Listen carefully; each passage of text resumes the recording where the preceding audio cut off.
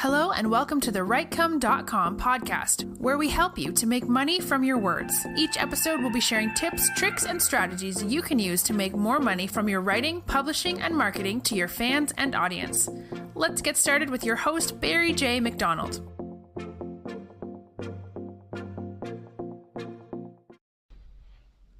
Hi, this is Barry here, and you are very, very welcome to today's podcast episode from Writecome.com. And today's podcast episode is entitled, Don't Fake It Till You Make It.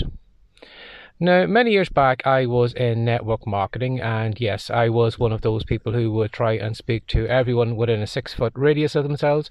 I was the person who was putting those little leaflets on every car's wipers, and yes, I did have a little sticker on me saying, lose weight now, ask me how.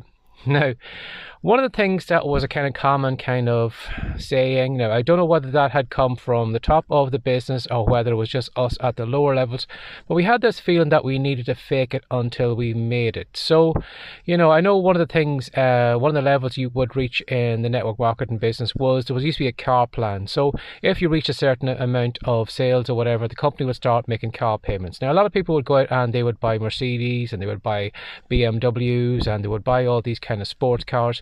So they would rock up to them when they would go to their network marketing meetings, or if they had a prospect or meet in a coffee shop, they would make sure they parked it in a prominent position, and they probably had their best suit on and everything, and they'd kind of, go into the meeting looking like $1 million and basically faking it. There was no substance that could hold up anything that it was just complete facade. It was just like a complete kind of cardboard cutout that they were showing to the world, and they were showing that they were making a fortune, and yet they were probably meeting somebody at a small coffee shop, probably 6 o'clock in the evening, where in fact if somebody was really at that level, that is probably the last place they would be hanging out in. But again, we would stupidly believe that we needed to fake it till we make it. And again, too, even when it came to the home meetings, you would probably bribe, you would probably swindle, you'd probably blackmail all your family and your friends, and you would put them all in the front room, try and fill as many chairs as you could, so that one prospect that you had to that meeting that night would think that you were a star, that they were guaranteed that they were signing up under the right person because you had a huge business. So it was all just kind of faking it when you make it. Now, just this past couple of days, I have been hanging out on Twitter, and I see a lot of writers who are asking for a writer's lift. So you'll see a lot of people on Twitter with the hashtag writer's lift, and I just kind of thinking to myself, why would you ask for a writer's lift? Now, a lot of these people would say, oh, I need a writer's lift because I am, 500 followers short of 1,000, or I am 800 followers short of 1,000, or I'm 200 followers short of 1,000. But they were just trying to kind of artificially inflate their numbers to make it look good on Twitter that they had 1,000 followers. Now, I'm sure if anybody did follow them, even though they had 1,000 followers, they would probably find that there wasn't much activity going on. There wasn't many of those tweets being liked or retweeted or whatever, but there'd probably be a lot of lack of activity going on, even though that person would supposedly have 1,000 followers. Now, I don't know about you, but if I was following somebody like that, I would kind of, my little spider sense would be tingling in that, can I really believe what this person is? There was something, would be just kind of jabbing at my subconscious saying, something doesn't seem right here.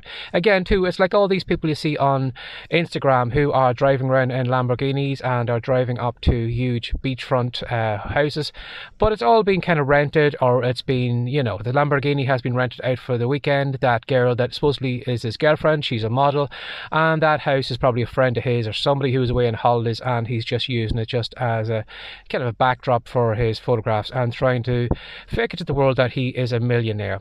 And I'm sure a lot of those people have fallen on hard times now with the COVID and everything, and I'm sure a lot of them probably have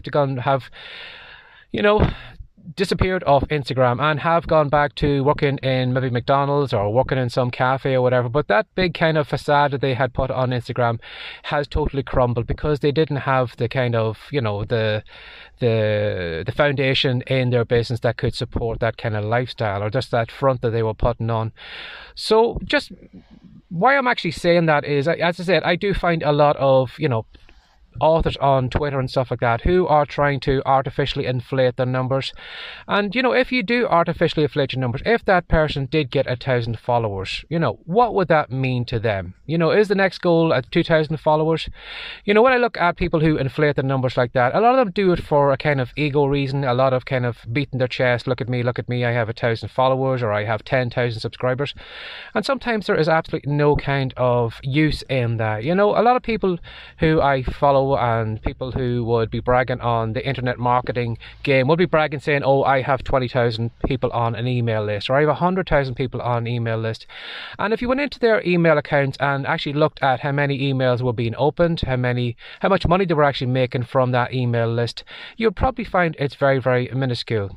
Whereas me, somebody who will openly tell you, I think I only have maybe 250 email subscribers, I have made a lot of money from those subscribers. Now, that isn't bragging or anything like that, but I'm just trying to reinforce the idea into your head that you don't need a huge following, you don't need a huge email list, you don't need to have thousands of followers on Instagram, Twitter, or anywhere. You basically just need some people who are interested in you, people who are looking out for your content, people who will share your content. I would rather have 100 Twitter followers who were retweeting my content and who were liking it and sharing it, rather than even having 10,000 people that probably never ever looked at me in the newsfeed and simply bypassed over me. Because what is the use of having 10,000 followers on Twitter if they are no use to it at all? You're better off having the kind of 100 dedicated followers who are, interested in what you're doing and actually, sharing your content and all that. So that is probably a more stable business, only having 100 followers rather than the 10,000s. So if you are maybe inclined, or if you have been faking it until you make it, maybe it's time just to ditch that, because there will come a time when you will be caught out. You will, be found out that you aren't making as much money as you are, and, those followers are probably bots, or maybe somebody you had bought on Fiverr, you had bought a gig where you had bought 10,000 followers or whatever. But that is all going to be found out at some stage. So instead of faking it till you make it, actually start putting content out where you are sharing your warts and all. Tell your followers or whatever what it is like having 100 followers, and, let people know behind the scenes that you only have a small email list, or that you have, how your business is doing. Is it up this month? Is it down this month? Have you had failures? Have you had successes? And put all the kind of warts and all content out there, and you will find that you will build a stronger bond with your audience. Because of that, they'll see you as a genuine person, someone that they can trust. And in the future, when it comes to making a buying decision, are they going to go to somebody with all these inflated numbers? Or are they going to go to somebody who is just as honest as the day is long, and who is showing what it is really like in the trenches, rather than this kind of Instagrammed, kind of airbrushed, Photoshop kind of lifestyle and business that you are showing off to the world. So instead of faking it until you make it, how about not faking it until you make it? And you will probably build a more dedicated audience, and be happy with the smaller numbers that you have, because those smaller numbers are probably more beneficial to you than those people that you see on Instagram or on Twitter, whatever, with all these huge numbers of people who aren't actually taking any action on any content that they are putting out.